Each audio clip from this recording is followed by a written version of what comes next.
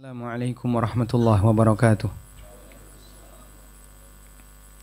Alhamdulillah wassalatu wassalamu ala Rasulillah wa ala alihi wa sahbihi wa mawalah. Wa asyhadu an la ilaha illallah wahdahu la syarikalah wa asyhadu anna Muhammadan abduhu wa rasuluh sallallahu alaihi wa ala alihi wa sahbihi wa man tabi'ahum bi ihsanin ila yaumiddin. Alhamdulillah, puji syukur kita haturkan kehadirat Allah. Kembali kita masuk ke sesi yang kedua, yang insya Allah kita akan menengok ada apa di padang mahsyar. Al-mahsyar artinya apa? Tempat berkumpul. Dari kata hasyara yahsyuru, artinya mengumpulkan.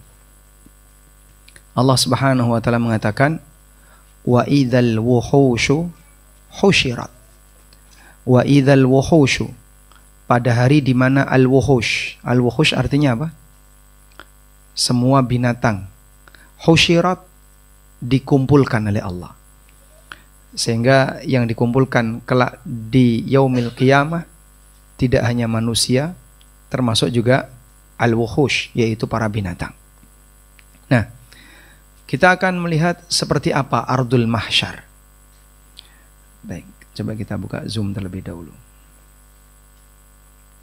Bapak Ibu yang dimuliakan Allah Subhanahu wa taala, bagian yang kita imani bahwa kelak manusia akan dibangkitkan oleh Allah Subhanahu wa taala dari alam kubur untuk menjalani kehidupan yang kedua, yang dalam kehidupan kedua itu isinya adalah hisab dan tidak ada amal. Lalu manusia akan mendapatkan balasan sesuai dengan kondisi amalnya masing-masing. Dan itulah kehidupan yaumil qiyamah. Orang musyrikin, mereka tidak mau mengimani hal itu. Sampai mereka datang kepada Nabi SAW dengan membawa tulang. Tulang orang yang sudah mati. Coba share screen, Mas. Sampai mereka datang kepada Nabi SAW membawa tulang orang yang sudah mati. Lalu dikatakan, may yuhyil idhama wa hiya ramim, siapa yang akan menghidupkan tulang-tulang ini setelah dia jadi tanah? Apa jawabnya? Qul yuhyihal ladzi ansha'aha awwala marrah. Jawablah wahai Muhammad, yang akan menghidupkannya adalah zat yang pertama kali menciptakannya. Maka dengan kuasa Allah, daging yang sudah jadi tanah, tulang yang sudah jadi tanah, bahkan berserakan di mana-mana. Bahkan mungkin ada yang dimakan binatang kemudian jadi kotoran, kotorannya dimakan binatang yang lain, jadi kotoran binatang berikutnya, sampai jadi rantai makanan. Ada orang dimakan ikan, ikannya jadi kotoran, setelah dimakan ikan jadi kotoran. Kotorannya dimakan apa? Kepiting. Kepitingnya keluar kotoran, kotoran kepiting dimakan kerang. Lalu kerangnya mati, udah, itu kemana itu unsur manusianya? Gak karuan. Bagaimana Allah Subhanahu wa ta'ala bisa membangunkan dan membangkitkan kembali jasad yang sudah berserakan seperti ini? Nah, logika orang musyrik mengatakan mustahil itu bisa terjadi. Maka mereka menolak adanya hari kebangkitan. Sampai mereka bersumpah, wa aqsamu billahi jahda aimanihim la yab'atsullahu may yamut. Mereka bersumpah dengan atas nama Allah. Sumpahnya pakai atas nama Allah. La yab'atsullahu may yamut. Allah tidak akan membangkitkan orang yang sudah mati. Mereka lupa bahwa innahu ala kulli syai'in qadir. Allah Maha Kuasa atas segala sesuatu. Nabi Ibrahim alaihissalatu wassalam pernah melewati sebuah tepi laut. Lalu beliau melihat ada ikan yang terdampar. Nah, ikan yang terdampar ini dimakan oleh banyak binatang. Ada burung makan bangkai ikan itu, ada serigala, ada hewan ini, hewan ini. Banyak hewan yang makan hewan itu. Kemudian Ibrahim berpikir, gimana cara Allah membangkitkan kembali binatang yang dimakan oleh banyak binatang ini? Bangkai ikan, mungkin bangkai paus atau bangkai apa begitu, yang dia dimakan oleh banyak binatang. Tentu kan berserakan kemana-mana. Ada yang jadi kotoran burung, ada yang jadi kotoran serigala, ada yang jadi kotoran apalagi misalnya cacing, ada yang jadi kotoran ini. Itu gimana nanti Allah menyatukannya? Maka Ibrahim meminta kepada Allah, qala rabbi arini kaifa tuhyil mauta. Ya Allah, tunjukkan kepadaku bagaimana caranya engkau bisa menghidupkan makhluk yang sudah mati. Allah tanya sama Ibrahim, qala awalam tu'min, apa kamu belum beriman? Qala bala, Ibrahim mengatakan, kami beriman, aku beriman. Walakin liyatma'inna qalbi, namun aku ingin agar semakin yakin hatiku. Ceritanya begini. Yakin ada 3 tingkatan. Yakin itu ada 3 tingkatan. Apa saja itu, Pak? Belum bisa zoomnya. Sebentar, baik. Yakin itu ada 3 tingkatan. Ada ilmul yakin, ada ainul yakin, ada hakul yakin. Yang paling tinggi yang mana? Hakul yakin. Ilmul yakin itu apa, Pak? Keyakinan yang muncul karena informasi yang sampai kepada Anda. Misal, Bu, ada yang belum pernah umroh, belum pernah haji. Tapi dapat info kalau di kota Mekah itu ada Ka'bah yang katanya warnanya hitam dan belum ada TV misalnya. Cuman dapat info saja. Dan Anda yakin. Saat Anda yakin berarti Anda punya apa? Ilmul yakin. Pengetahuan yang membuat Anda yakin kalau ini benar. Itu namanya apa?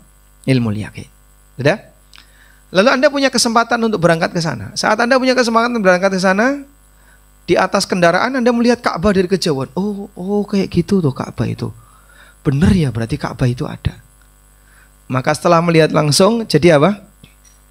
Ainul yakin. Begitu melihat dari kejauhan, terus Anda memakai kain ihram, masuk ke Masjidil Haram. Terus tawaf, nyentuh Ka'bah. Oh, ini Ka'bah, bener nih Ka'bah. Bukan mimpi. Di plek-plek kepalanya. Oh, enggak mimpi, ini bener. Ini Ka'bah. Maka dari ainul yakin jadi apa? Hakul yakin. Sehingga puncaknya di mana? Hakul yakin. Ada orang yang enggak percaya neraka. Enggak percaya sama neraka. Dikasih tahu kalau besok ada neraka, enggak percaya. Baik, mati dia. Setelah mati ditampakkan oleh Allah neraka. Di mana? Di alam kubur. Sudah ditampakkan neraka. An-naru yu'raduna 'alaiha bil ghuduwi wal asal. Neraka ditampakkan kepadanya setiap pagi dan sore. Dia lihat neraka, itu jalan lorong menuju neraka. Pintu neraka dibuka. Melihat dia neraka. Maka yang dulu diberitahu enggak percaya, sekarang jadi tahu, tapi belum masuk. Namanya apa? Ainul yakin. Nah, saat ainul yakin itu iman diterima enggak? Tidak. Maka yakin yang membuahkan iman yang diterima itu hanya ilmul yakin. Dia mau percaya padahal hanya sebatas informasi. Manusia mau percaya padahal hanya sebatas apa? Informasi. Ketika dia percaya padahal baru sebatas dapat informasi, maka pada posisi itu dia punya ainul yakin. Iman karena ainul yakin ini diterima. Makanya ketika matahari terbit, orang melihat matahari terbit dari barat, beriman diterima enggak? Ketika matahari terbit dari barat, beriman diterima enggak? Tidak. Begitu matahari sudah terbit dari barat, yang non muslim masuk Islam enggak diterima, yang tobat enggak diterima, karena dia sudah melihat kejadian. Baik, kembali ke tadi ya. Belum berhasil, Mas. Yang dicari apa?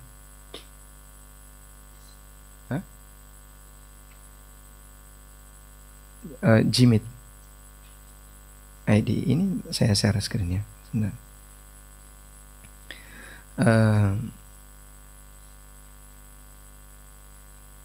Sebentar, mohon ditunggu Pak ya.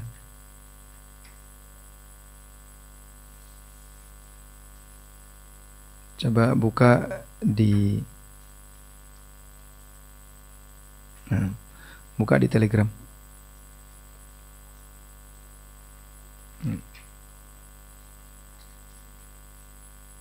Sudah? Nah, baik. Bismillah.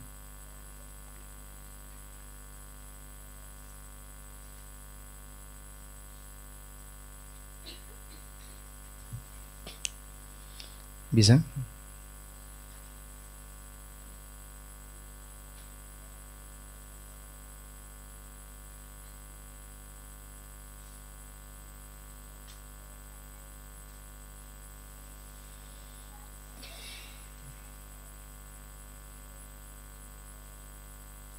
Alhamdulillah. Baik.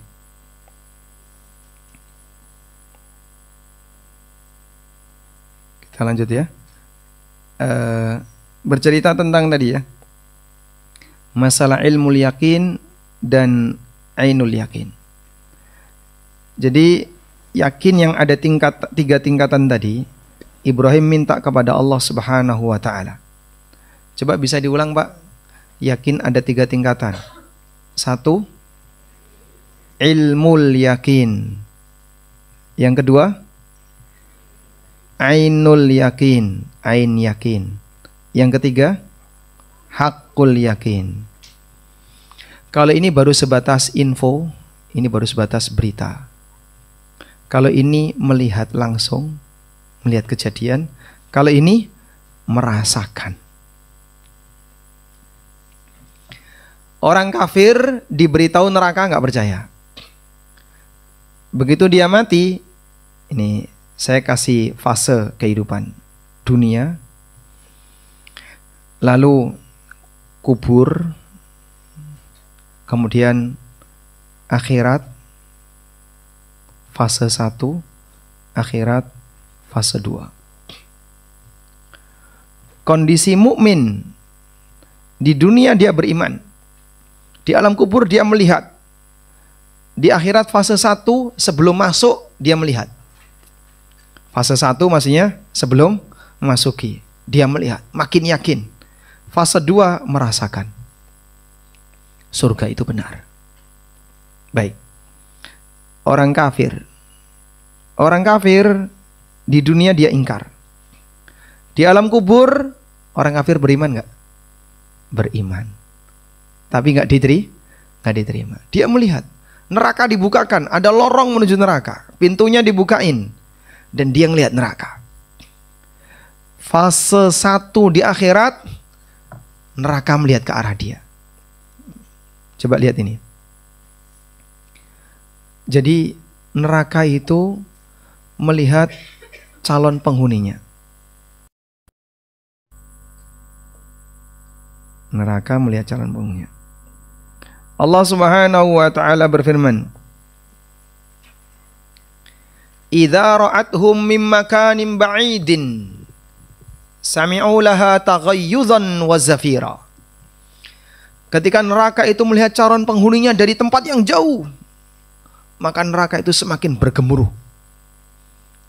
Jadi neraka melihat calon penghuninya. Itu nanti mau saya makan, yang itu mau saya makan, yang itu mau saya makan. Dilihat oleh neraka. Calon penghuninya lihat neraka, melihat dia. Si A calon penghuni neraka. Neraka melihat ke arah si A. Si A melihat neraka sedang ngelirik dia. Kira-kira gimana? Hah?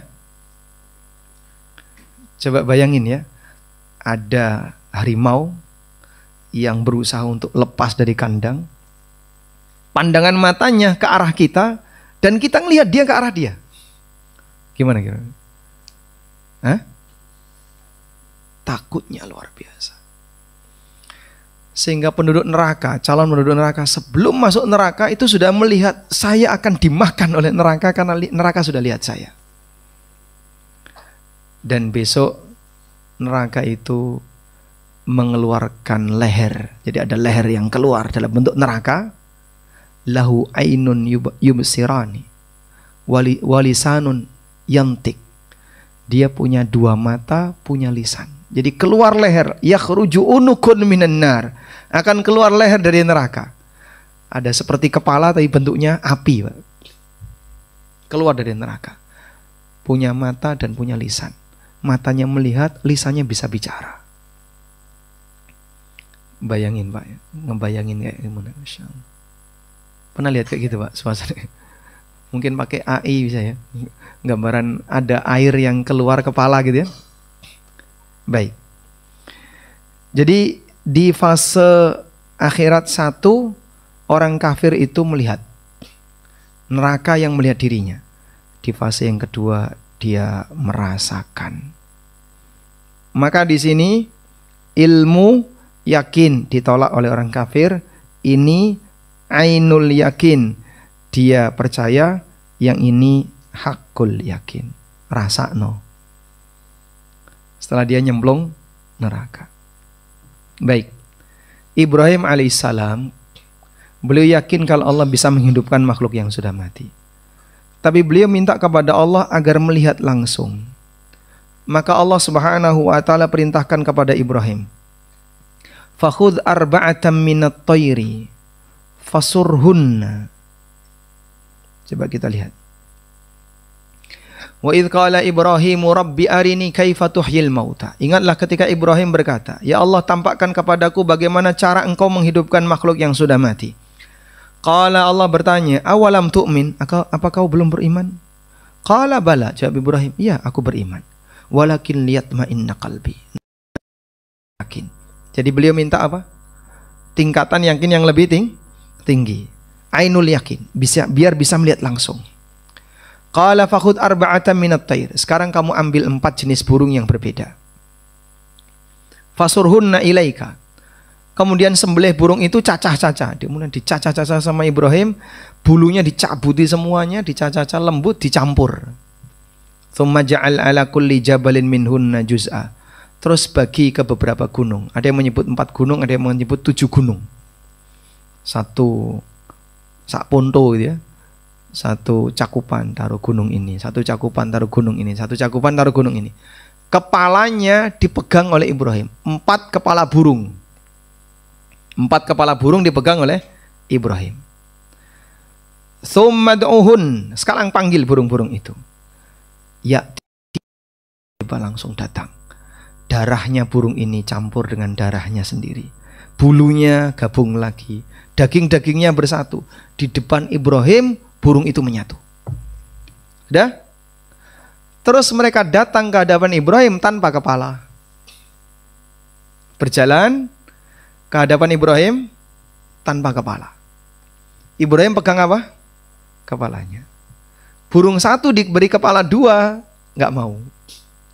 Burung 2 diberi kepala 3, nggak mau.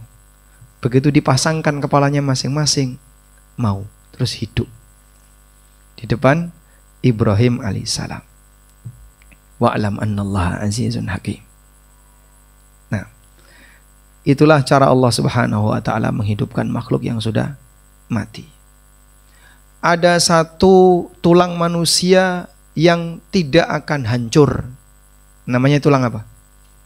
Ajbudzanab. Namanya ajbudzanab. Apa itu Pak ajbudzanab? Ajbudzanab artinya tulang ekor. Allah subhanahu wa ta'ala jadikan tulang ekor ini utuh, tidak ikut hancur, sementara tulang-tulang yang lain hancur. Maka orang musyrikin, mereka enggak percaya bagaimana mungkin Allah bisa menghidupkan itu, sehingga mereka datang kepada Nabi SAW bawa tulang. Qala may yuhyil 'idhama wa hiya ramim. Siapa yang akan menghidupkan tulang-tulang ini padahal dia sudah hancur? Qul yuhyiha alladhi ansha'aha awwala marra. Jawablah, yang akan menghidupkannya adalah zat yang menciptakannya pertama kali. Selanjutnya, seperti ini suasana ardul mahsyar. Itulah tanah di mana Allah kumpul di kiamat. Tanah yang lain bukan tanah kita saat ini. Allah Ta'ala berfirman di surat Ibrahim ayat 48. Yauma tubaddalul ardu ghairal ardi was samawat. Pada hari di mana tanah diganti dengan tanah yang lain, yang selain dengan tanah ini. Was-samawat, demikian pula as-samawat, langit-langit. Langit Allah Subhanahu wa taala binasakan. Dan Rasulullah sallallahu alaihi wasallam menyebutkan dalam hadis riwayat Bukhari Muslim dari Sahal bin Sa'ad. Beliau mendengar Rasulullah sallallahu alaihi wasallam bersabda, "Yuhsyarun nasu yaumal qiyamati ala ardi bayda afra ka qursatin naqi." Besok manusia akan dibangkitkan di hari kiamat ala ardi bayda, di tanah yang putih. Afra bayadun laisa binasi, putih murni, nggak ada campuran titik-titik yang lain. Ada yang mengatakan putih yang agak kemerahan. Jadi ada perbedaan pendapat berkaitan dengan makna afra. An-naqi, makna an-naqi adalah tidak ada campuran yang lain, sehingga satu warna. Anda kalau ngayak tepung ya, kemudian kecampuran bubuk apa, kan warnanya jadi beda. Tanah itu satu warna. Naqi, tidak ada campuran tanah yang lain. Baik, demikianlah suasana ketika berada di padang mahsyar. Nah, selanjutnya, sebagian ulama mengatakan bahwa bumi itu digantikan oleh Allah adalah sifatnya saja. Sebagaimana disebutkan dalam hadis dari Abdullah bin Amr secara mauquf, perkataan beliau. Beliau mengatakan, "Idza kana yaumul qiyamah," apabila datang kiamat, "muddatil ardu muddal adim wa husyiral khalaik," maka bumi itu akan dibentangkan, karena bumi awalnya bulat, kemudian dibentangkan jadi datar. Wa husyiral khalaik, dan semua makhluk dikumpulkan. Lalu bagaimana caranya? Tumaddul ardu maddal adim, thumma la yakunu li ibni adam minha illa mawdi'u qadamai. Bumi akan dibentangkan sebagaimana bentangan tanah, dan Bani Adam tidak punya tempat kecuali yang diinjak oleh kedua kakinya. Jadi nggak bisa geser-geser. Dia tidak punya tempat kecuali yang diinjak oleh kedua kakinya. Nah, selanjutnya jamaah dimuliakan Allah Subhanahu wa taala. Bagaimana cara Allah Subhanahu wa taala mengumpulkan manusia ketika itu? Coba kita lihat hadis panjang berikut ini. Ini 2,5 halaman. Insyaallah sampai Isya selesai. Anda sudah ngantuk? Sudah? Belum ya? Nah, hadis ini diriwayatkan oleh sahabat Abu Hurairah radhiyallahu anhu dan disebutkan dalam Sahih Bukhari. Beliau bercerita, anna Rasulullah sallallahu alaihi wasallam utiya bilahmin farufi'a ilaihi dhira. Ada hidangan daging yang disuguhkan kepada Nabi sallallahu alaihi wasallam. Lalu bagian sampil ditunjukkan kepada beliau. Wa kana tu'jibuhu, dan Nabi sallallahu alaihi wasallam senang bagian sampil. Fanhasha minha nashatan, kemudian digigit satu gigitan. Nabi sallallahu alaihi wasallam makan satu gigitan. Tsumma qala, setelah beliau selesai makan satu kunyahan, Rasulullah sallallahu alaihi wasallam kemudian bersabda, "Ana sayyidun nasi yaumal qiyamah." Aku akan menjadi pemimpin bagi seluruh umat manusia kelak di hari kiamat. Sehingga para nabi dari mulai Adam sampai Nabi Isa semuanya di bawah Rasulullah sallallahu alaihi wasallam. Beliau jadi pemimpin bagi seluruh umat manusia. Wa hal tadruna mimma dzalik? Tahukah kalian kenapa bisa terjadi seperti itu? Lalu Nabi sallallahu alaihi wasallam mengatakan, "Yajma'ullahu an-nasal awwalina wal akhirin fi sa'idin wahid." Semua manusia akan dikumpulkan oleh Allah dari yang awal sampai yang terakhir. Fi sa'idin wahid, di satu tanah lapang yang sama, yang disebut dengan mahsyar. Itulah arasat yaumil qiyamah. Sebutan lainnya arasat yaumil qiyamah. Arasat artinya tanah lapang yang ada di hari kiamat. Arasat yaumil qiyamah. Di arasat yaumil qiyamah manusia dikumpulkan jadi satu. Dalam keadaan apa? Rasulullah sallallahu alaihi wasallam menyebutkan dalam keadaan uratan khufatan ghurlan. Manusia akan dibangkitkan oleh Allah Subhanahu wa taala dalam keadaan telanjang. Coba mana hadisnya?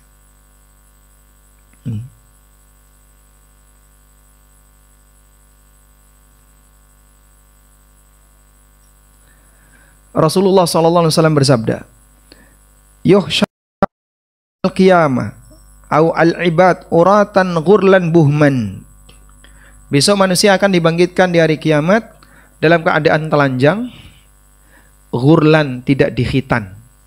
Jadi yang sudah disunat akan kembali lagi utuh seperti ketika lahir. Buhman, nggak bawa apapun, tidak pakai peci, nggak pakai sandal, nggak pakai sehelai pakaian. Aisyah ketika mendengar hadis ini, kemudian beliau mengatakan, "Ya Rasulullah, yanzuru ba'duna ba'dun." Nanti lirik-lirikan ya Rasulullah. Lanang wedok kumpul jadi satu tanpa busana. Coba, apa yang akan terjadi ketika laki perempuan kumpul jadi satu tanpa busana? Nanti lirik-lirikan. Apa kata Nabi sallallahu alaihi wasallam? Al-amru asyaddu min dzalik. Suasananya lebih mengerikan dibandingkan mikir aurat.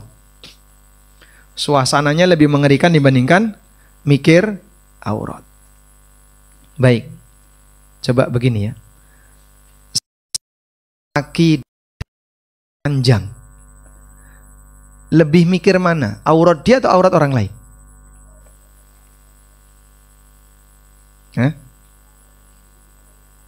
Aurat dia atau aurat orang lain? Dia akan lebih mikir aurat dirinya sendiri daripada aurat orang lain. Sehingga ketika dia terhadap aurat dirinya sendiri itu nggak kepikiran, apalagi mikir aurat orang lain. Orang kalau sedang dalam kondisi nggak normal, dia tidak akan berpikir sesuatu yang memalukan. Makanya misalnya ya, ibu-ibu yang sedang melahirkan kan auratnya dilihat siapa, Pak? Dokter. Kepikiran nggak untuk malu? Jangan lihat Pak Bu dokter, malu. Ya wes lahir dewe. Mau ditolong bidan, ditolong dokter, dia masih kepikiran aurat. Bayinya mau keluar ditutupi auratnya. Apa yang kebayang? Baik. Pada posisi itu baru di dunia Pak ya, dan itu masih normal. Orang sudah nggak malu ketika auratnya dilihat oleh orang lain. Bagaimana dengan yaumil qiyamah?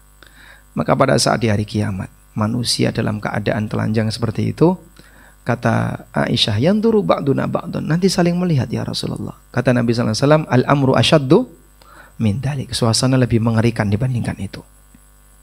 Selanjutnya, Nabi sallallahu alaihi wasallam mengatakan, yusmi'uhumud da'i wa yanfadhuhumul basar. Satu panggilan terdengar semuanya, dan satu pandangan bisa mencakup semuanya. Maksudnya gimana Pak? Ketinggiannya sama. Manusia ketinggiannya sama. Sehingga orang memanggil di ujung, suaranya sampai ujung. Orang melihat dari ujung, dia bisa melihat sampai di ujung. Itu ketika manusia dikumpulkan di mahsyar. Maka Anda jangan berpikir, nanti kalau dibangkitkan di mahsyar, saya tak sembunyi di bawah kaki Adam. Lu katanya Nabi Adam kan tinggi. Lagi ini wong cilik-cilik ngene langsung delik ning ngisare Adam. Ngiyup di bawah bayang-bayang Nabi Adam. Rumangsamu. Yang benar gimana? Semuanya dibuat sama. Semuanya dibuat sama sehingga semuanya mendapatkan paparan matahari yang sama. Wa tadnu syamsu, matahari didekatkan. Berapa jaraknya? Berapa 1 mil? Kalau pakai perjalanan kurang lebih 1,5 kilo. Padahal sekarang berapa? Jarak matahari sekarang berapa? Katanya 150 juta kilo. Katanya ya, saya juga nggak pernah ngukur. Dengan jarak 150 juta kilo, saat bulan Juli di Arafah panasnya 50 derajat. Orang nggak kuat di luar tenda, panas sekali. Sehingga mereka membasahi diri dengan air ketika wukuf di Arafah berkali-kali, cepat kering. Bagaimana ketika matahari didekatkan 1 mil? Fayablughun nasa minal ghammi wal karbi ma la yutiqun wa la yahtamilun. Maka manusia mengalami kegalauan yang luar biasa, suasana genting yang tidak sanggup mereka tanggung. Ada yang keringatnya sampai di pundak, ada yang keringatnya sampai di telinga, ada yang dia tenggelam dengan keringatnya, ngap-ngapan. Ada yang keringatnya sampai di dadanya, di pahanya, di betisnya, sesuai dengan tingkatan amalnya. Maka jangan sampai kita tenggelam dengan keringat maksiat ketika di dunia, karena itu bisa menyebabkan kita tenggelam dengan keringat besok di alam mahsyar. Fayaqulun nas, maka dalam situasi seperti itu orang-orang ngobrol, masih bisa berkomunikasi. Ala taruna ma qad, tidakkah kalian lihat situasi yang sedang kita alami? Ala tanduruna may yashfa'u lakum ila rabbikum. Coba kita minta, kita cari orang yang bisa memberikan syafaat untuk berdoa kepada Allah agar Allah segera menyelesaikan hisab. Jadi mereka udah gak betah, dibiarkan di padang mahsyar, dan mereka minta agar segera dilakukan hisab. Fayaqulu ba'dun nasi li ba'din, maka sebagian orang ada yang usul, alaikum bi Adam, mari kita datangi Adam.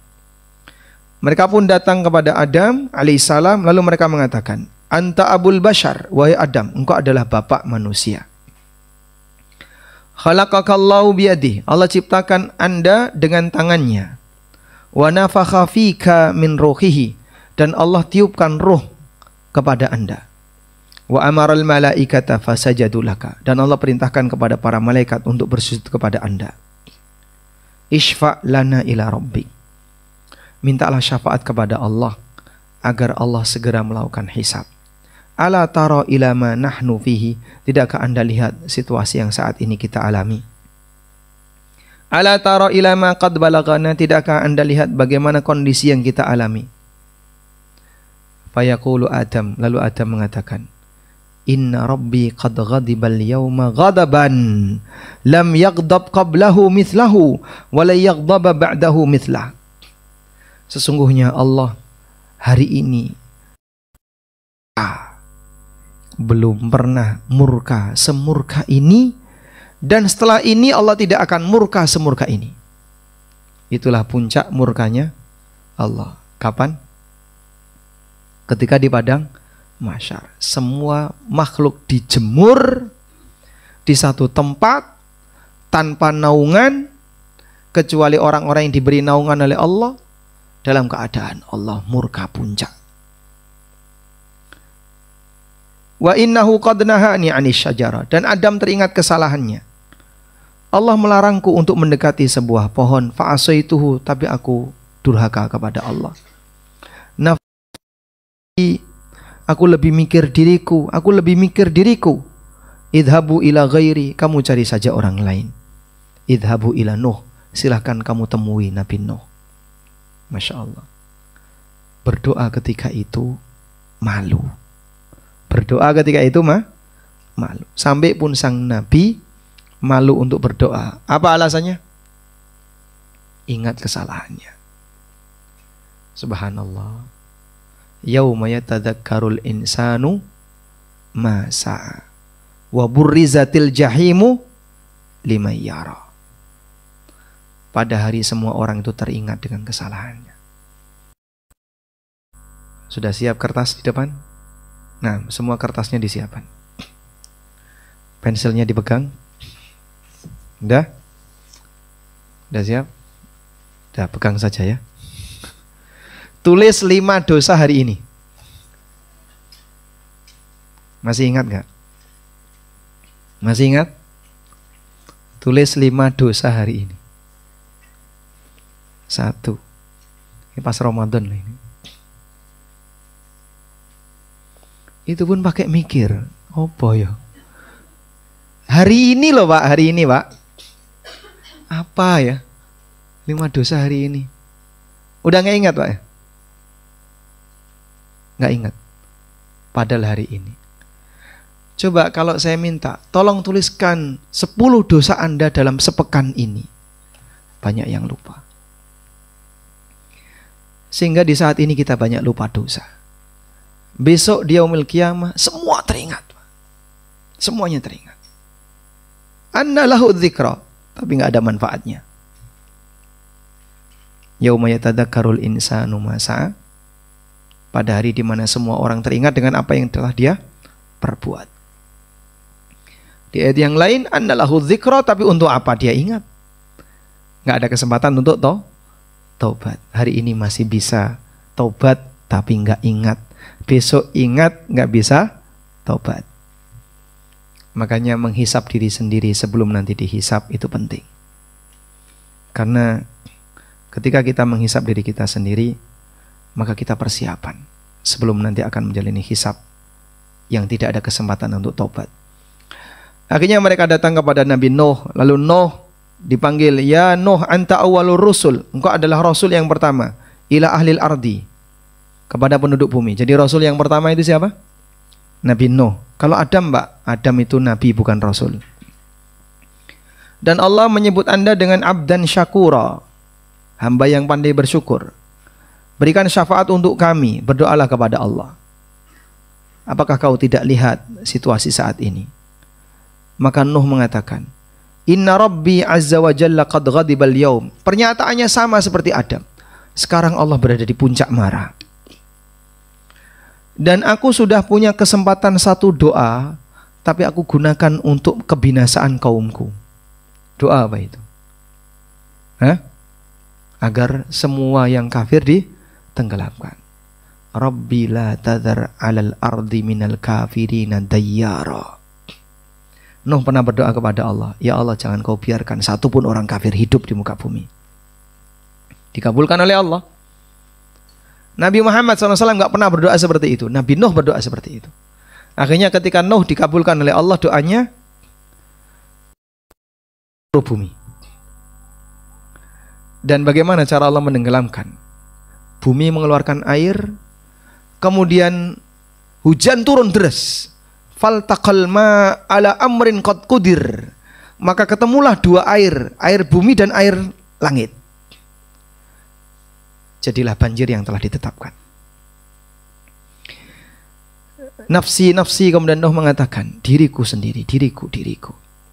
Kamu pergi ke yang lain. Silakan datangi yang lain. Datangilah Ibrahim. Maka mereka datang kepada Ibrahim.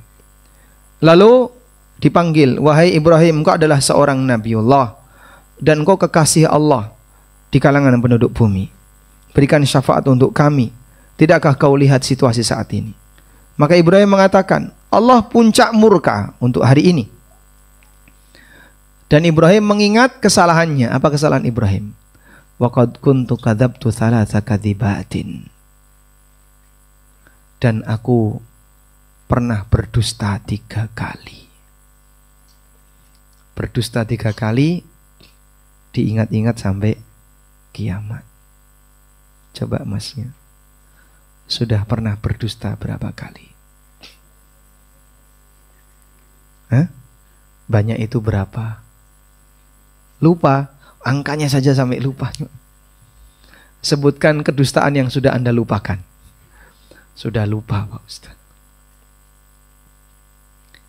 Subhanallah. Dusta 3 kali diingat-ingat sampai kiamat. Apalagi dusta yang berkali-kali. Maka waspadalah wahai ibu-ibu ya, yang mungkin sering belanja sesuatu tapi nggak lapor suaminya. paket. Apa itu kok ada paket? Nggih. Langsung didelik nih kan. Padahal pakai duitnya siapa? Duit sendiri dari suami. Ibrahim gak berani berdoa, malu karena teringat dengan dosanya. Nafsi, nafsi, nafsi. Aku mikir diriku, aku mikir diriku, aku mikir diriku. Kamu cari yang lain. Pergilah ke Musa. Akhirnya mereka mendatangi Musa. Lalu mereka mengatakan, wahai Musa, Allah telah memberikan keutamaan bagimu dengan Allah jadikan Rasul. Dan Allah berfirman langsung kepadamu. Maka berdoalah kepada Allah. Lalu Musa mengatakan yang sama. Sesungguhnya Allah sekarang sedang murka. Puncak murka. Lalu Musa menyebutkan kesalahannya. Apa kesalahan Musa? Apa kesalahan Musa, Pak? Sebelum saya bacakan hadisnya. Apa kesalahan Musa, Pak? Yang diingat-ingat sampai kiamat. Hah? Pernah membunuh sebelum ada perintah. Yang dibunuh itu orang muslim atau kafir? Yang dibunuh itu orang kafir, pengikutnya Fir'aun. Tapi nggak ada perintah untuk membunuh orang ini. Wa inni qad qataltu nafsan lam umar biqatliha. Dan aku telah membunuh satu jiwa sementara tidak ada perintah. Berarti bunuhnya salah. Walaupun yang dibunuh orang kafir. Nafsi, nafsi, nafsi.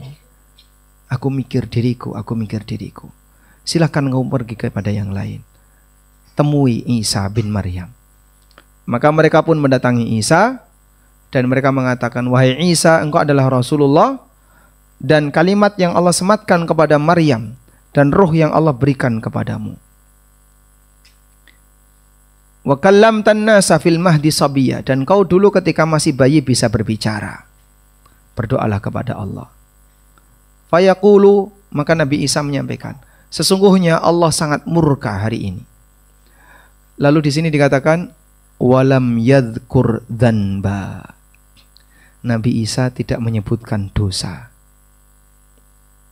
Maksudnya gimana, Pak? Bisa jadi nggak punya dosa. Namun ada keterangan yang lain. Khusus Nabi Isa kenapa nggak menyebutkan dosa? Karena beliau mau mengalihkan kepada siapa? Nabi Muhammad SAW. Kalau beliau menyebutkan dosa, berarti beliau mengalihkan kepada Nabi Muhammad alasannya karena dosa. Tapi ketika beliau tidak menyebutkan dosa, berarti beliau mengalihkan kepada Nabi Muhammad alasannya karena kemuliaan Rasulullah SAW. Maka beliau minta, idhabu ila ghairi, idhabu ila Muhammad. Kamu datangi Muhammad. Mereka pun mendatangi Nabi Muhammad SAW. Lalu mereka mengatakan, ya Muhammad, anta Rasulullah. Engkau adalah utusan Allah dan penutup para nabi. Allah telah mengampuni dosa-dosa anda yang telah lewat dan yang akan datang. Maka mintalah syafaat untuk kami kepada Rabbmu. Tidakkah anda lihat bagaimana situasi saat ini? Kemudian Nabi SAW, fa'antaliku, aku pun berangkat.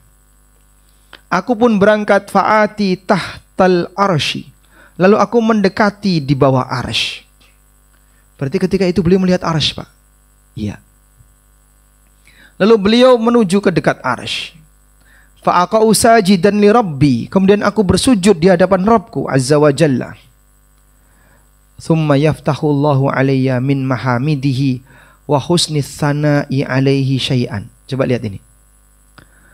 Kemudian Allah mengajarkan kepadaku aneka pujian dan asmaul husna yang belum pernah aku ketahui sebelumnya. Ini dalil bahasanya nama Allah yang tidak pernah ada dalam Al-Quran, tidak pernah ada dalam hadis, baru Allah ajarkan besok ketika di hari kiamat. Maka nama Allah jumlahnya berapa? Berapa? Tidak terbatas. Gak ada yang tahu kecuali Allah. 99 itu yang disebutkan dalam Al-Quran dan hadis. Lebih dari itu ada nggak, Pak? Banyak. Sudah? Anda punya uh, rahasia pribadi yang saya nggak tahu. Saya kenal Bapak, tapi saya nggak kenal kelebihan Bapak yang lain. Dan Bapak rahasiakan. Itu baru manusia dengan manusia. Asmaul Husna itu kelebihan. Allah punya banyak nama, sebagian diceritakan, dan masih punya nama-nama yang lain yang tidak Allah ceritakan. Baru Allah ajarkan besok di hari kiamat. Lam yaftahu alai ahadin qabli, yang tidak pernah diajarkan kepada siapapun sebelum aku. Sehingga nggak pernah ada dalam Al-Quran maupun dalam hadis. Baru tahu besok di hari kiamat. Sehingga pujian itulah yang dipakai oleh Rasulullah SAW dalam berdoa. Maka demikianlah jamaah, sebelum berdoa kita diajarkan untuk banyak memuji Allah. Bahkan sampai pun Nabi Muhammad SAW diajari pujian-pujian yang baru sebelum beliau berdoa. Thumma yuqal, kemudian Allah datang. Lalu Allah berfirman, Ya Muhammad, irfa' ra'sak, sal tu'tah, washfa' tushaffa'. Wahai Muhammad, angkat kepalamu. Sal tu'tah, silakan kau minta, kau akan dikasih. Washfa' tushaffa', mintalah syafaat, syafaatmu akan dikabulkan. Fa'arfa'u ra'si, fa'akulu ummati ya Rabbi, ummati ya Rabbi, ummati ya Rabbi. Aku pun mengangkat kepalaku dari sujud. Beliau bangkit dari sujud dan langsung mengatakan umatku, umatku. Masya Allah. Betapa sayangnya beliau kepada umatnya, walaupun kita tidak sayang kepada beliau. Buktinya apa? Kalau kita sayangnya kepada beliau itu masih kurang. Sehari salawat berapa kali?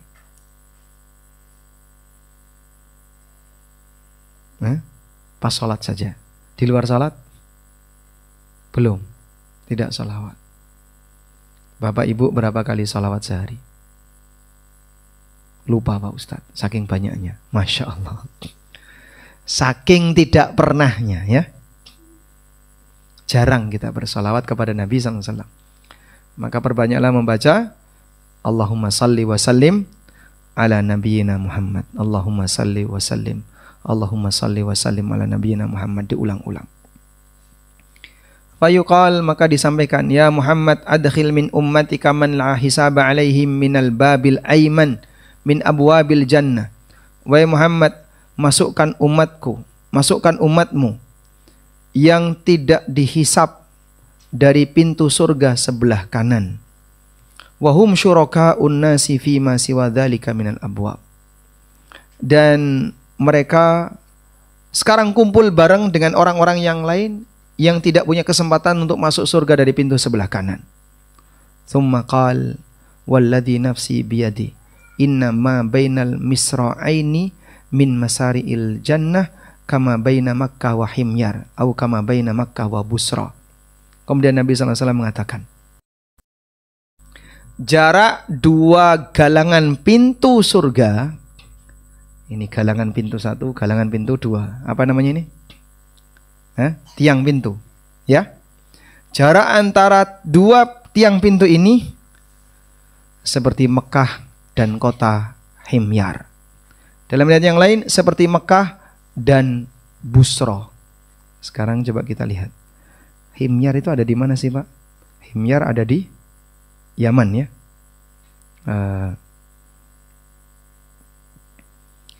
Himyar kita cari.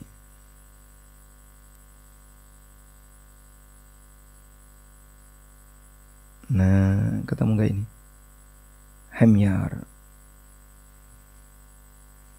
Di sini. Ini Himyar ya. Ini mana tadi?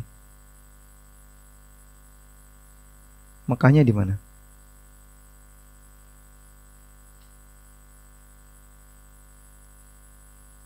Oh, Himyar Abu Dhabi. Himyar Yaman.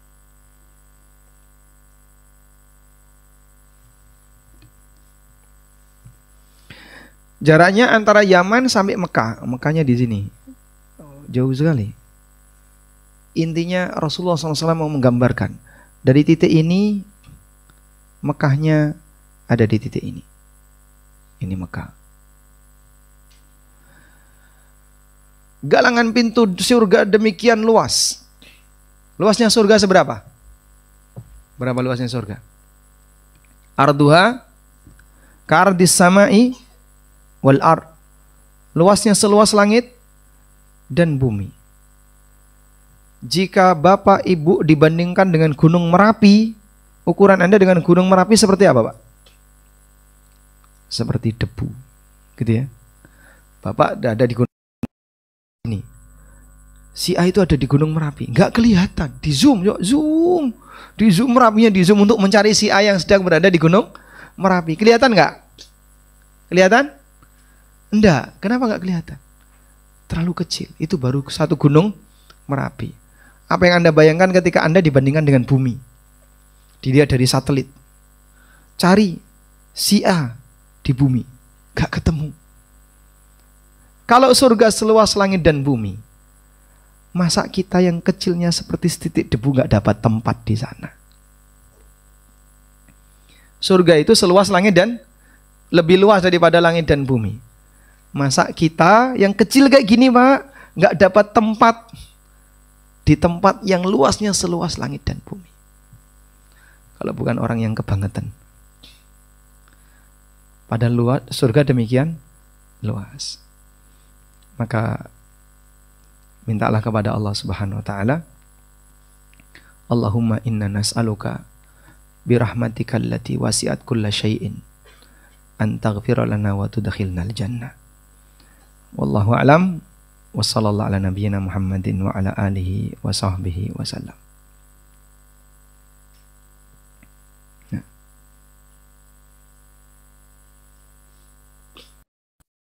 Bapak Ibu, mungkin ada yang mau bertanya untuk sesi kedua ini. Apabila tidak ada, saya bacakan yang sudah masuk ya. Ya, yang sudah masuk dulu. Baiklah. Pertama Ustadz, Assalamualaikum Ustadz. Waalaikumsalam warahmatullahi. Semoga Allah merahmati Ustadz, keluarga, jemaah di majelis ilmu ini dan seluruh kaum muslimin. Amin walakum bimithlin. Izin bertanya Ustadz. Yang pertama, apakah orang yang sudah bertaubat dari dosanya tetap mendapatkan azan kubur? Yang kedua, apakah ada nikmat kubur? Kalau ada, seperti apa bentuknya? Apakah orang yang dapat azab kubur jika tobatnya diterima oleh Allah dan diampuni oleh Allah, maka dosanya hilang. Dan kalau dosanya hilang, maka tidak ada hukuman. Nabi SAW mengatakan, at-taibu minadz-dzambi kaman la dzambalah. Orang yang bertobat dari dosa itu seperti tidak punya dosa jika dia bertobat dari dosa. Kalau serius ya. Tapi kalau tobatnya tidak diterima, ya berarti dia berhak untuk mendapatkan hukuman. Kemudian adakah nikmat kubur? Sebagaimana ada azab kubur, juga ada nikmat kubur. Apa bentuk nikmat kubur? Tadi, Pak. Orang menuju surga. Terus dibukakan pintu surga. Dia dapat apa? Angin surga. Masya Allah. Ketika dia dapat angin surga, nggak kebayang. Kayak gimana sih, Pak? Wallahu alam. Saya nggak tahu. Tidak ada yang bisa membayangkan gimana nikmatnya angin surga. Bapak merasakan angin apa yang paling nikmat? AC. Angin cendela. Anda ketika pergi ke tempat wisata, kemudian sampai villa di puncak gunung, udah buka jendela, seger, tarik nafas, gitu ya. Kenapa? Merasakan sejuknya angin gunung. Seneng nggak kayak gitu? Orang merasa seneng. Itu baru angin gunung Merapi. Belum yang merbabu. Masya Allah. Baik. Maka angin surga tidak ada yang bisa menggambarkan betapa indahnya. Wallahu a'lam. Nah.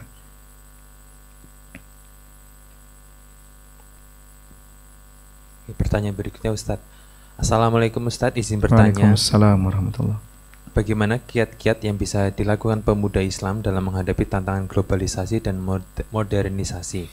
Apakah cukup hanya dengan membentengi diri dan mempertebal keimanan, melihat dunia sekiranya kita berusaha untuk dakwah melalui media sosial dan menebar kebaikan, apakah kita akan dicap ria Ustadz? Sekian. Wassalamualaikum warahmatullahi wabarakatuh.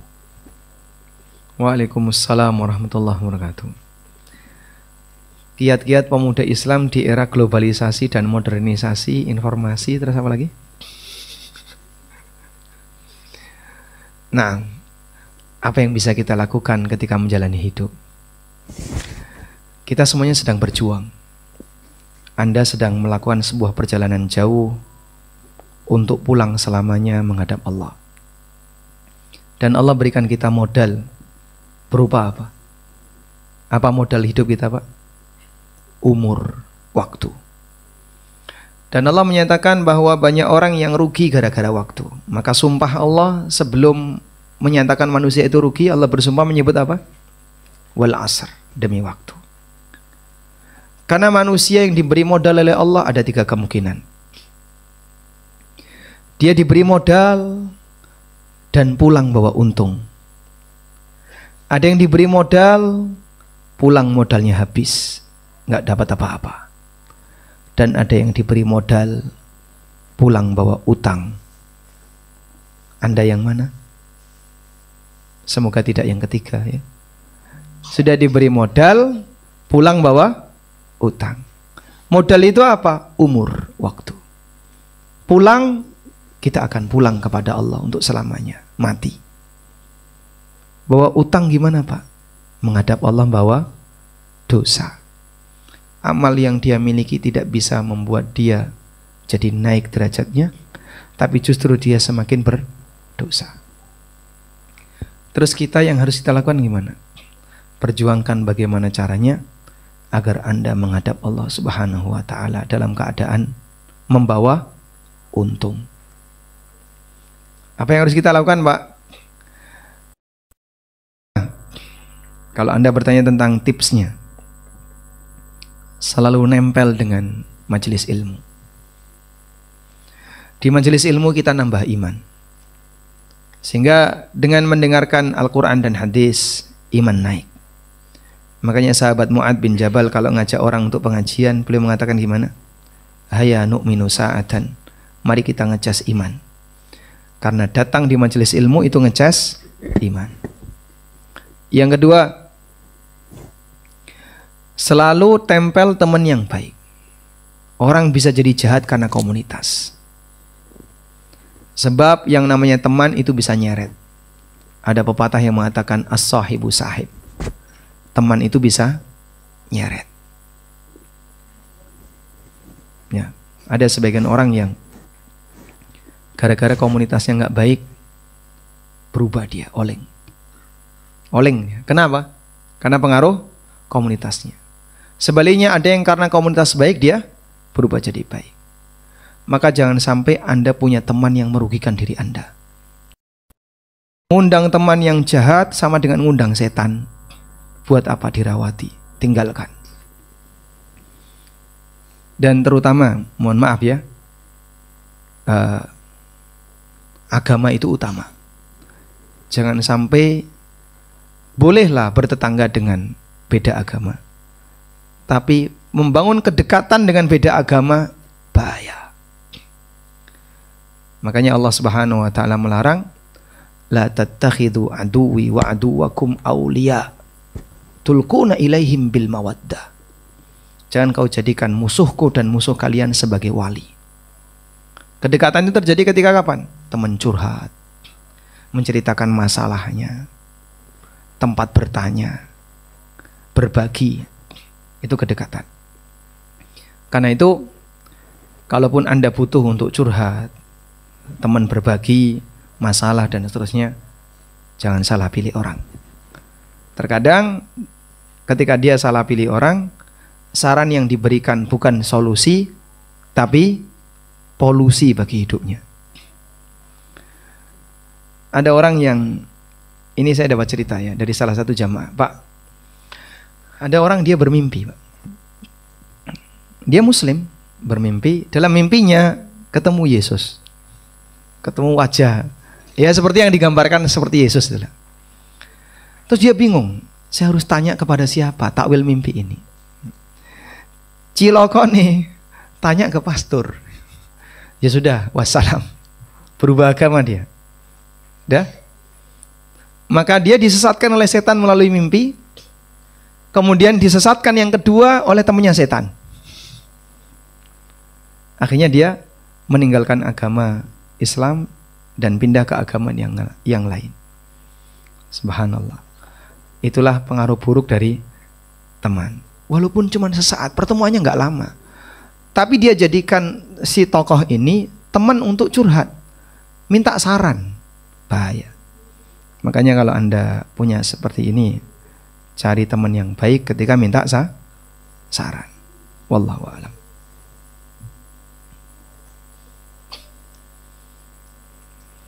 Pertanyaan berikutnya Ustadz. Assalamualaikum warahmatullahi wabarakatuh. Waalaikumsalam warahmatullahi wabarakatuh. Bismillah, mohon izin bertanya Ustadz terkait berbakti kepada orang tua.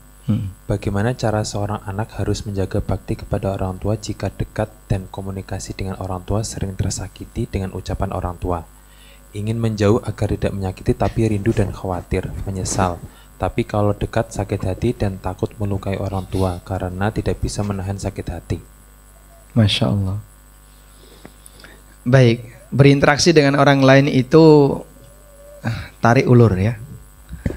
Kadang ditarik, kadang diulur. Jangan narik terlalu kenceng nanti pedot. Jangan ngulur terlalu lepas nanti hilang. Kurang lebih seperti itu teorinya. Dan itu berlaku bagi siapapun. Baik bagi orang baik maupun bagi orang yang menurut Anda kurang baik. Sampai pun lingkungan Anda sendiri.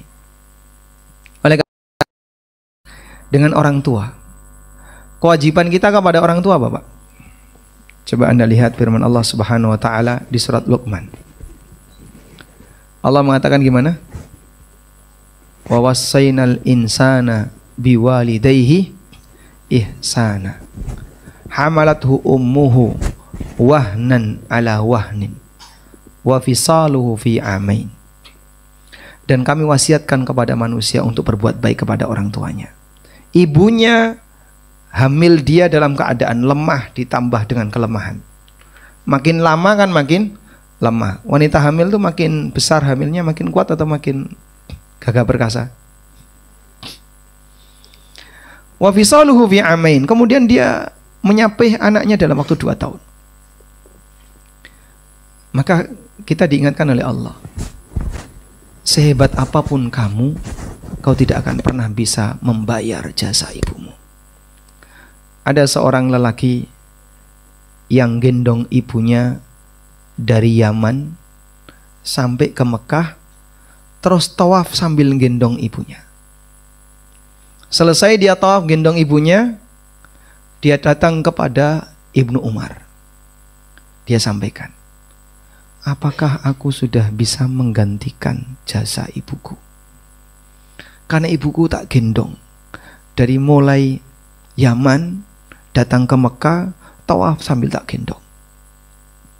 Apa kata Nabi SAW? Apa kata Ibnu Umar? Apa yang sudah kau lakukan tidak bisa menggantikan satu suasana ngeden ketika melahirkan kamu. Satu erangan. Wanita ketika melahirkan seseorang dia ngeden berapa kali? Hah? Ya tergantung ya. Tergantung anak nakal atau tidak. Nek bayi ini nurut ya cepat metu nih. Apa yang kau lakukan tidak bisa menggantikan jasa ibumu walaupun satu kali dia mengerang ketika melahirkan kamu. Masya Allah. Maka tidak ada yang bisa menggantikan kebaikan orang tua bagi anaknya. Oleh karena itu, kalaupun orang tua kadang ketika ketemu dengan Anda ngomongnya nyelekit dan ya sudahlah, ini orang tua. Dan Anda perlu pahami beliau adalah orang tua. Sebagaimana ketika Anda berinteraksi dengan anak kecil, Anda punya anak umur 2 tahun, 3 tahun. Sama ibunya berani nyelekit, tak pukul lo ibu ya. Ibu mendengar anaknya yang masih usia 2 tahun, 3 tahun, 4 tahun mau mukul, bantah, ibunya gimana? Hah? Lucu. Anak ini apa? Lucu.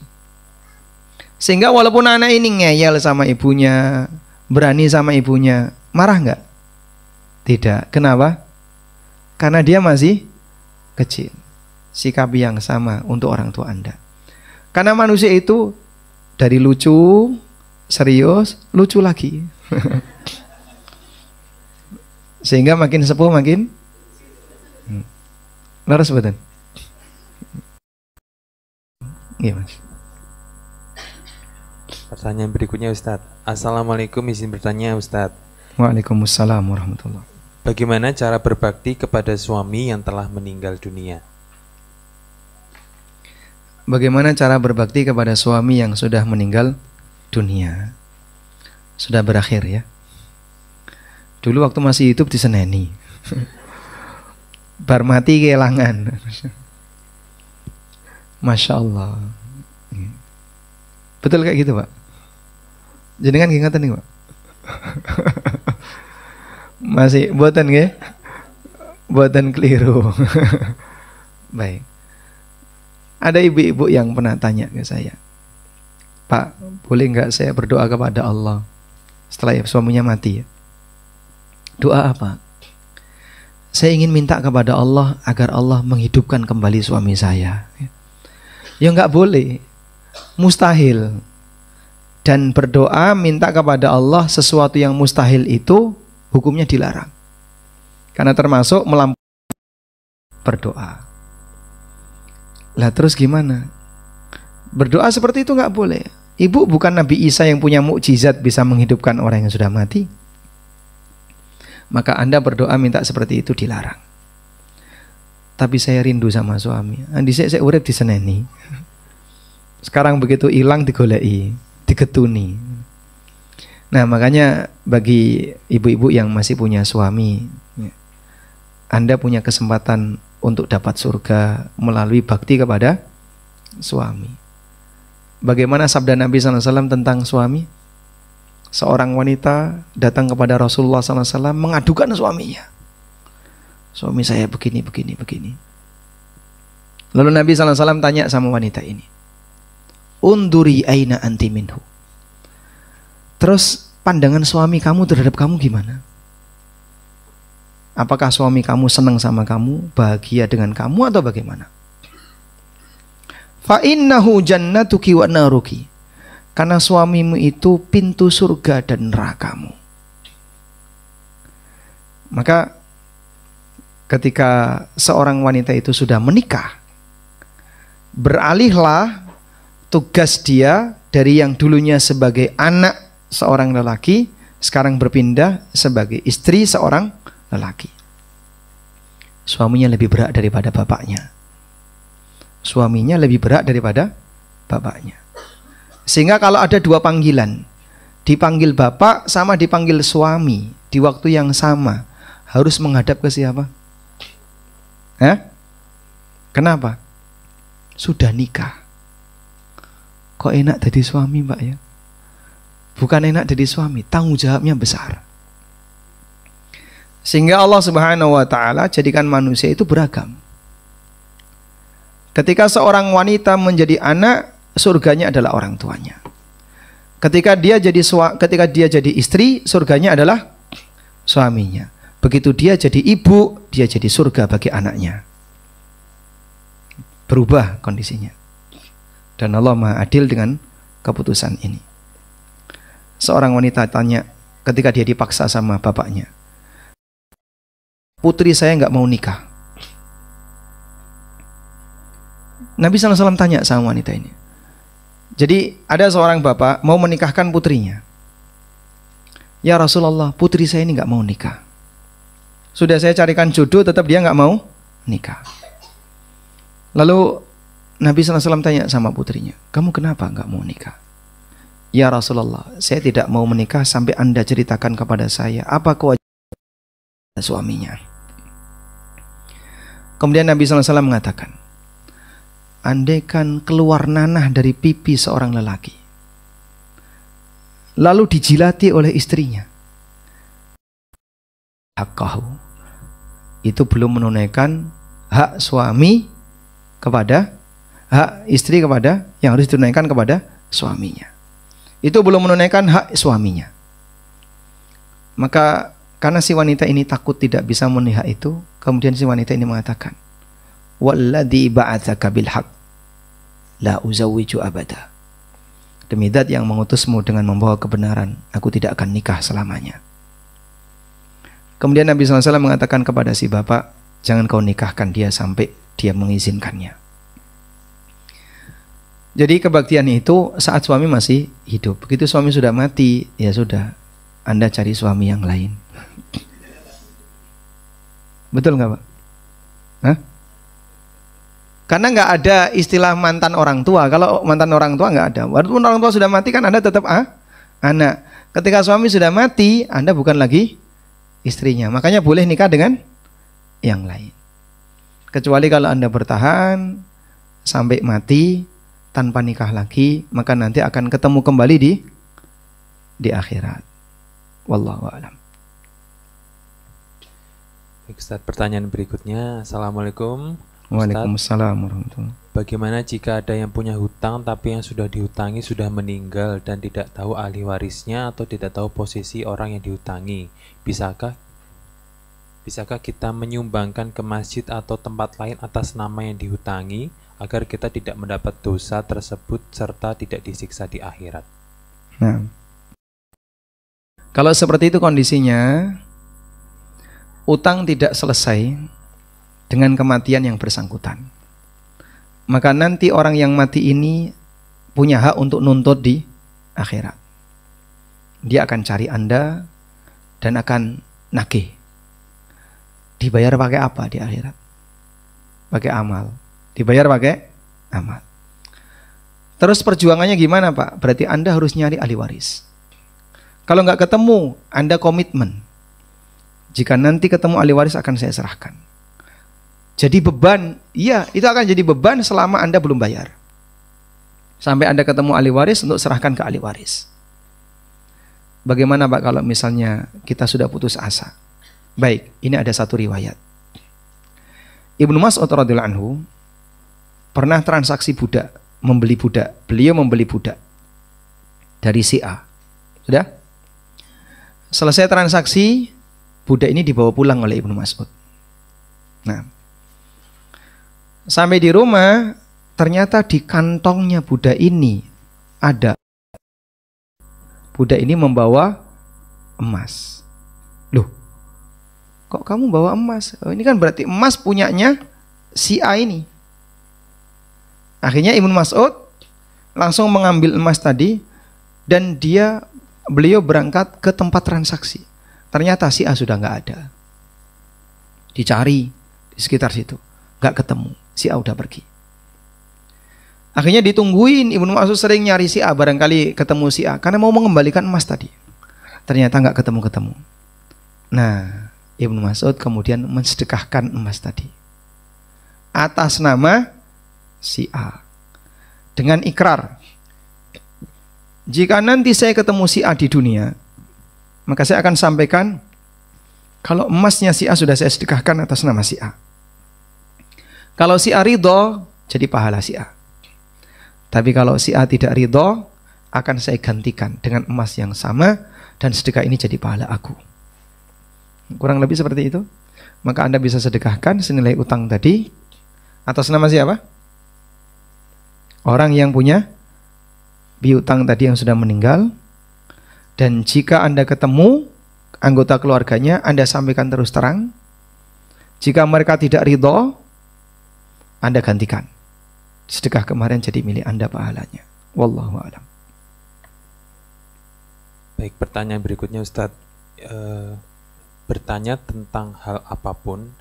Kan sekarang itu di teknologi ada WhatsApp yang kita bisa tanya melalui teknologi AI. Itu bagaimana hukumnya Ustadz? Bertanya di teknologi seperti itu. Masya Allah. Ustadz AI. AI itu kepanjangannya apa? Artificial Intelligence. Bukan. Abdul Ilah. AI. Masya Allah. Sejak kapan ya komputer bisa jadi sumber ilmu? Kalau sebatas hanya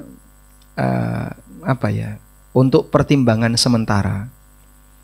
Kemudian nanti dikonfirmasi ke yang berilmu, insya Allah tidak masalah. Misalnya tanya ya lewat AI, apa hukum wanita haid baca Quran? Wah, dijawab sama AI.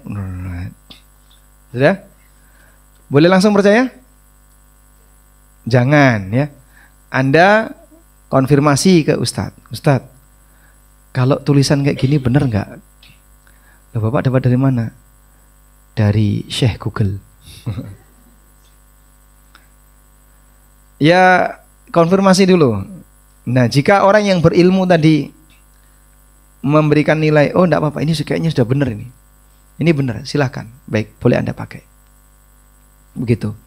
Sehingga jangan langsung ditelan mentah-mentah, karena tidak semuanya benar. Wallahu a'lam. Pertanyaan berikutnya lagi Ustadz. Ustadz boleh izin bagi tipsnya menjaga ibadah dan amal baik saat kondisi kita sedang turun iman. Ustadz.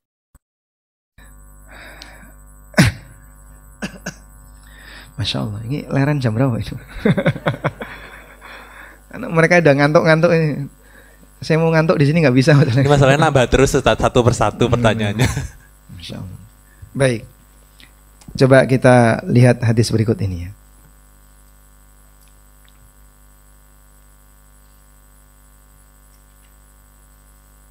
Nah,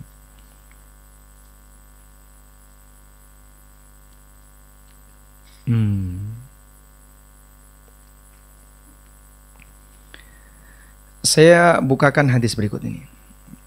Coba share screen.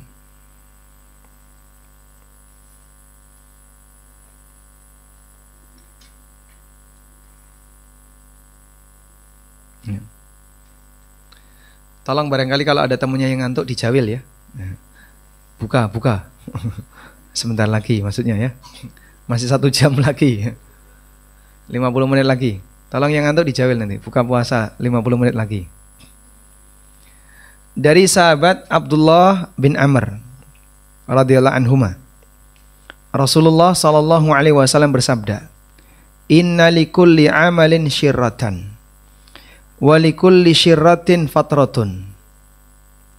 Faman kanat fatratuhu ila sunnati faqad ihtada wa man kanat ila ghairi dzalika faqad halak."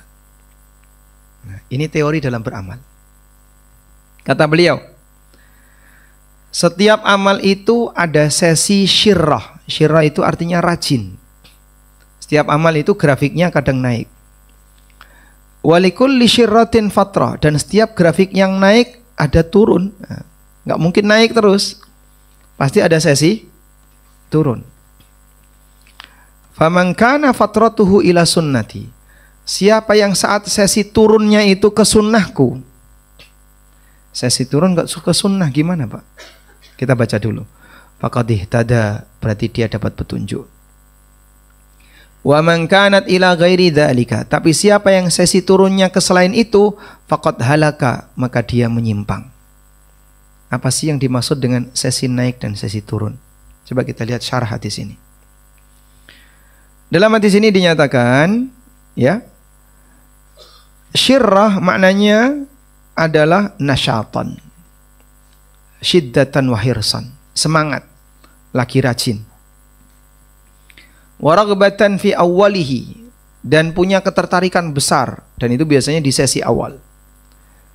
Dan yang namanya syirrah ketika grafik sedang naik ada fatrah, dha'fun, wa khumul, malas, wa sukun, sudah mulai melemah. Fal abid yubalighu fil ibadah awalan. Manusia itu ketika ibadah kadang ngegas di awal. Tsumma taskunu syirratuhu wa tafturu azimatahu. Kemudian ngegasnya mulai turun. Akhirnya grafiknya mulai turun. Kemudian Nabi SAW mengatakan, siapa yang ketika dia sedang malas, ketika sedang lemes, malas ibadah, ke sunnah Nabi SAW. Yang dimaksud sunnah Nabi SAW adalah tidak sampai kebablasan. Jadi walaupun sedang futur, tapi futurnya tidak kebablasan. Wahia al-iqtisad wat tawassut. Dia masih dalam posisi pertengahan, tidak kebablasan. Ma'al mudawamati wal ikhlasi lillah. Dengan tetap menjaga al-mudawamah, keberlangsungan amal. Tadi Pak, ketahanan. Kata kuncinya apa? Ketahanan. Maka dia selamat. Dia nanti akan tetap istiqomah. Karena dalam beramal itu yang lebih penting adalah ketahanan beramal. Gimana Pak bentuk ketahanan beramal? Sedikit tapi rutin lebih baik dari sekali. Karena itu Rasulullah SAW mengatakan, wa inna ahabbal a'mali adwamuha wa in qalla. Amal yang paling dicintai oleh Allah adalah amal yang paling rutin walaupun sedikit. Nah, caranya seperti itu. Agar kita punya ketahanan amal, pilih amal ringan yang bisa rutin. Jadi jangan terlalu ngoyo. Ini tips yang diberikan Nabi SAW. Khudhu minal a'mali ma tutiqun. Ambillah amal yang mampu untuk kalian rutinkan. Fa innallaha la yamallu hatta tamallu. Karena Allah tidak pernah bosan sampai kalian bosan dalam beramal. Allah nggak pernah bosan ngasih pahala sampai kalian bosan dalam beramal. Baik. Sebentar dulu. Mereka sudah bosan. Maka kayaknya perlu break sebentar ya. Kita break dulu. Sekarang jam 5:04. Selesai jam berapa Pak? Setengah 6? Setengah 6 Pak. Setengah 6. Baik. Anda berdiri dulu.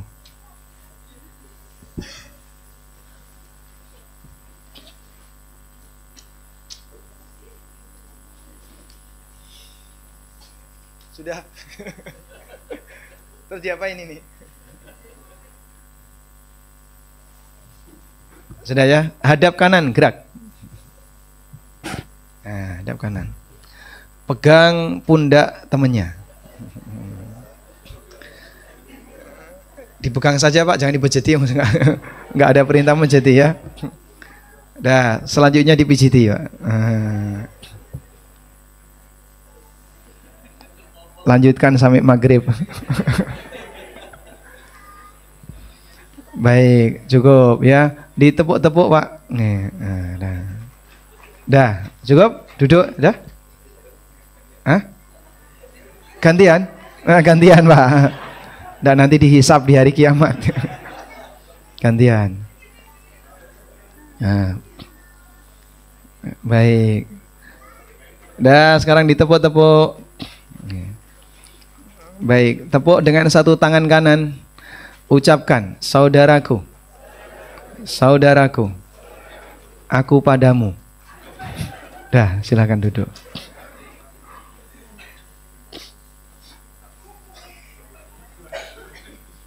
Masih ngantuk? Sudah, enggak. Nah. Lanjut Mas. Ini pertanyaan terakhir Ustadz. Alhamdulillah. Assalamualaikum Ustadz. Waalaikumsalam warahmatullah. Tolong kami diberi contoh macam-macam bacaan sholawat yang sederhana. Macam-macam bacaan sholawat yang sederhana. Yang sederhana. Saya bukakan buku, ini nggak apa-apa ya. Buku namanya Tafsir Sholat. Mana buku Tafsir Sholat? Ini. Ada yang punya buku Tafsir Sholat? Belum? Belum ya? Ya, silakan dicari. Sekarang kita menuju tentang macam-macam bacaan sholawat. Di sini ada 5 versi sholawat. Sholawat versi Ka'ab bin Ujrah, versi Abu Humaid As-Sa'idi, Abu Mas'ud Al-Ansari. Ada juga sholat keempat versi Abu Mas'ud Al-Ansari dan versi Abu Hurairah. Baik, sekarang kita menuju halaman 301.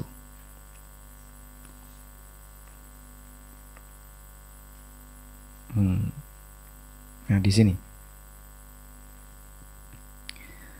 Ada banyak sekali redaksi sholawat yang diajarkan Nabi SAW dan insya Allah sebagiannya Bapak Ibu sudah hafal. Maka di sini saya hanya sebutkan sekilas saja. Yang pertama, sholawat versi Ka'ab bin Ujrah. Allahumma salli ala Muhammad wa ala ali Muhammad kama sallaita ala Ibrahim wa ala ali Ibrahim innaka Hamidum Majid. Allahumma barik ala Muhammad wa ala ali Muhammad kama barakta ala Ibrahim wa ala ali Ibrahim innaka Hamidum Majid. Hafal ya? Hafal, alhamdulillah. Versi Abu Humaid As-Sa'idi. Allahumma salli ala Muhammad wa azwajihi wa dhurriyyatihi kama sallaita ala Ibrahim kama sallaita ala ali Ibrahim wa barik ala Muhammad wa ala azwajihi wa dhurriyyatihi kama barakta ala ali Ibrahim innaka Hamidum Majid. Innaka Hamidum Majidnya sekali di akhir. Versi Abu Mas'ud Al-Ansari. Ini mirip seperti yang pertama tadi. Cuman di sini ada tambahan fil alamina innaka Hamidum Majid. Versi Abu Mas'ud yang lain, Allahumma salli ala Muhammadin nabiyil ummi wa ala ali Muhammad kama sallaita ala Ibrahim wa ali Ibrahim wa barik ala Muhammadin nabiyil ummi. Versi keempat. Versi kelima dari Abu Hurairah, Allahumma salli ala Muhammad wa ala ali Muhammad wa barik ala Muhammad wa ala ali Muhammad kama sallaita wa barakta ala Ibrahim wa ali Ibrahim innaka Hamidum Majid. Ini yang paling pendek dan ini yang paling sering saya pakai. Sehingga untuk ngejar imam, kalau versi Ka'ab bin Ujrah kedisian salam, tapi kalau ini insya Allah masih bisa selesai. Wallahu alam. Anda mau versi yang mana silahkan, semuanya sahih dari Nabi sallallahu alaihi wasallam. Selanjutnya, sholawat yang paling pendek itu apa? Sholawat paling pendek. Sholawat paling pendek itu hanya terdiri dari dua bacaan, sholawat dan salam. Karena Allah perintahkan, ya ayyuhalladzina amanu sallu alaihi wa sallimu taslima. Maka redaksi sholawat yang paling pendek adalah Allahumma salli wa sallim ala Muhammad. Atau Anda tambahkan ala nabiyina boleh, ala habibina boleh, ala sayyidina boleh. Allahumma salli wa sallim ala nabiyina Muhammad. Ya Allah, berikanlah salawat dan salam untuk Nabi kita Muhammad. Nah, ini redaksi salawat yang paling pendek. Perintahnya disuruh memberi salawat dan salam untuk Rasulullah Sallallahu Alaihi Wasallam. Baik, silakan.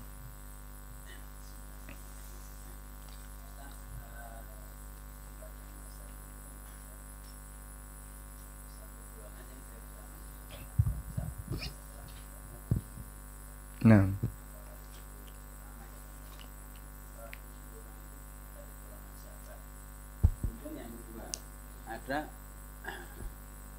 yang kedua, ada golongan 7 golongan yang mendapat naungan di padang mahsyar nanti.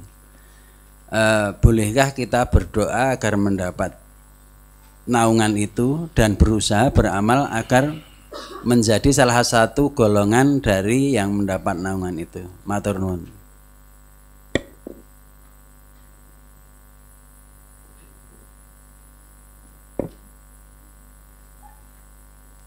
baik.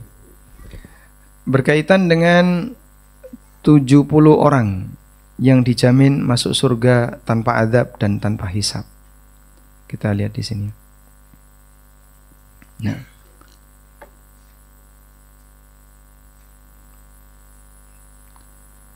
diriwayatkan oleh Bukhari dari Ibnu Abbas radhiyallahu anhuma bahwa Nabi sallallahu alaihi wasallam bersabda,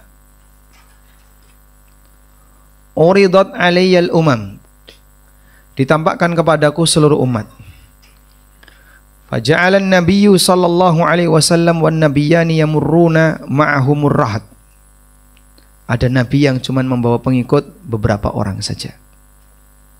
Wan nabiyyu laisa ma'ahu ahad, dan ada nabi yang tidak membawa seorang pun pengikut. Hatta rufi ali sawadun adzim, lalu ditampakkan kepadaku ada gerombolan hitam, ada sosok hitam banyak sekali. Faqultu ma hadza, lalu aku tanya, apa itu? Apakah itu umatku? Dijawab, itu Musa dan kaumnya. Namun lihatlah ke arah sisi ufuk di sana. Ternyata di sana ada gerombolan hitam. Yamla'ul ufuqa, yang memenuhi ufuk. Kemudian disampaikan kepadaku, undur di sana, di sisi-sisi langit yang lain. Lalu dikatakan, hadhihi ummatuk, itu adalah umatku. Wa yadkhulul jannata min haula'i sab'una alfan bighairi hisab.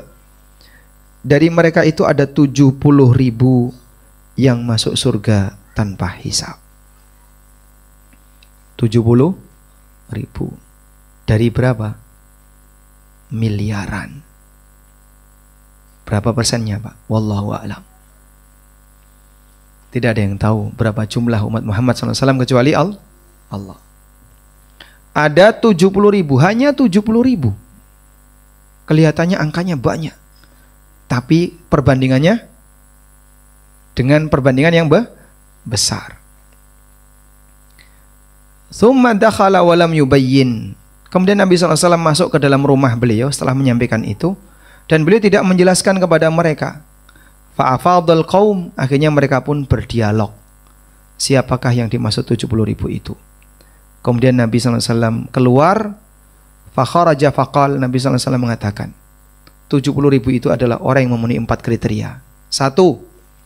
Humul ladzina la yastarqun, orang yang tidak pernah minta diruqyah. Tidak pernah minta diruqyah. Yang tolong dong ruqyah saya, Pak Ustadz, tolong ruqyah saya. Kamu ngapain? Saya pusing karena utang, Pak Ustadz. Itu bukan ruqyah obatnya. Pusing utang golek napa? Ruqyah. Wala yatatayyarun, dan tidak melakukan tiarah, berkeyakinan sial karena sesuatu tertentu.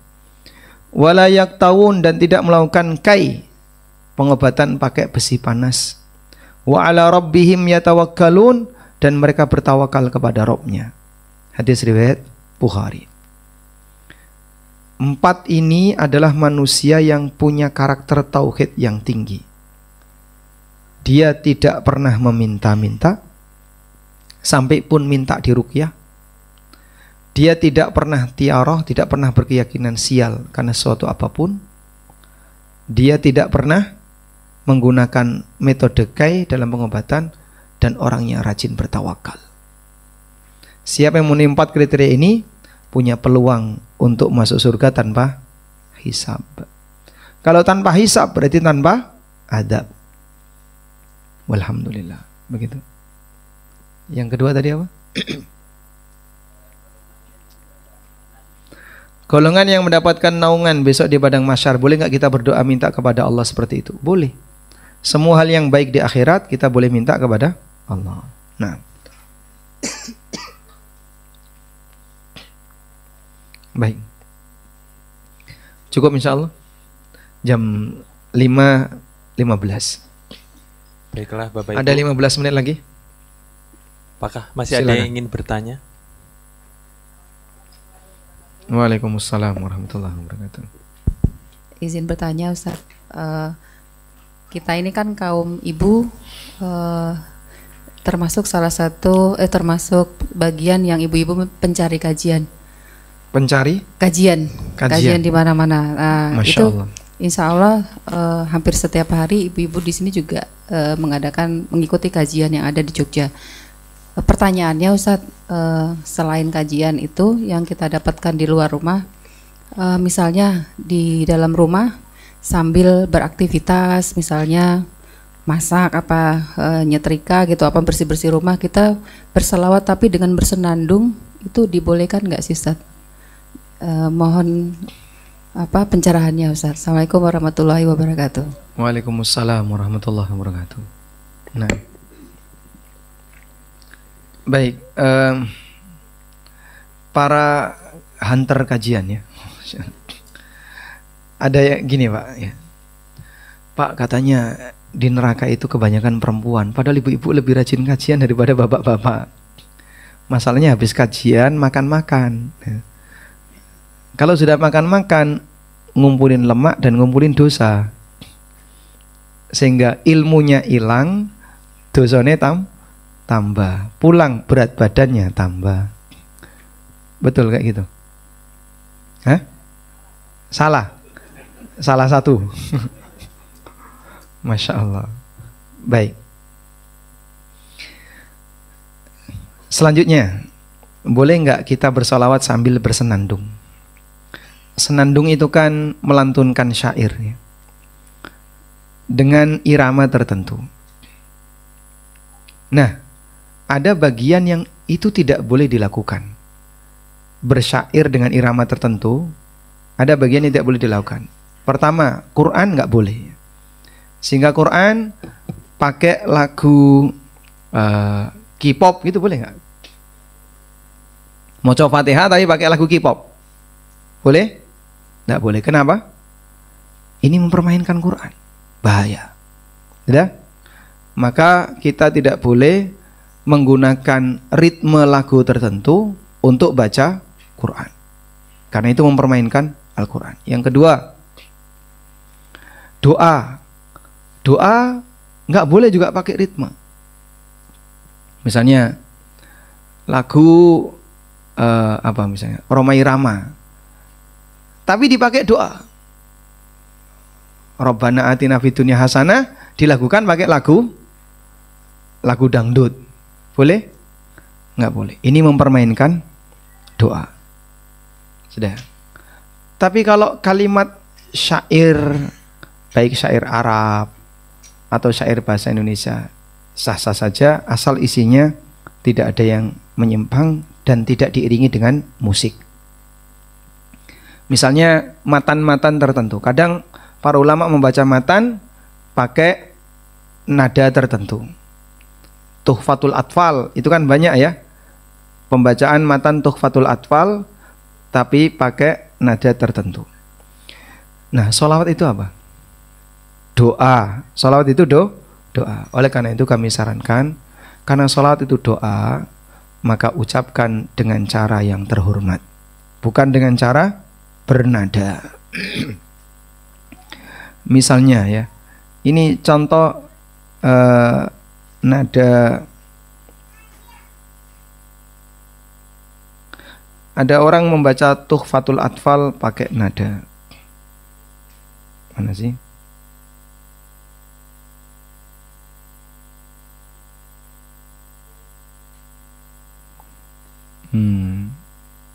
Ini ada suaranya nggak sih?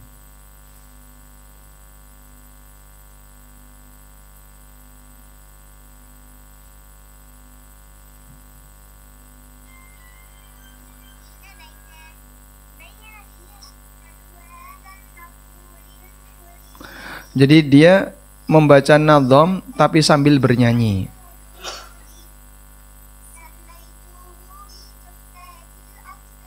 Itu contoh ya. Dah.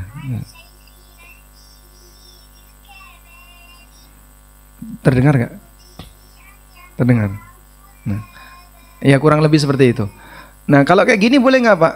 Boleh, karena ini bukan doa, dia bukan Al-Quran, cuman kalimat-kalimat yang isinya adalah kesimpulan tentang belajar tajwid, tapi dibaca oleh anak-anak sambil bernyanyi. Boleh.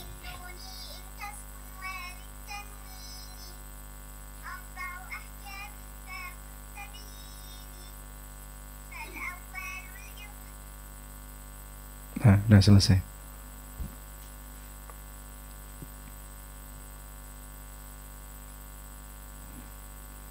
Sharing audio.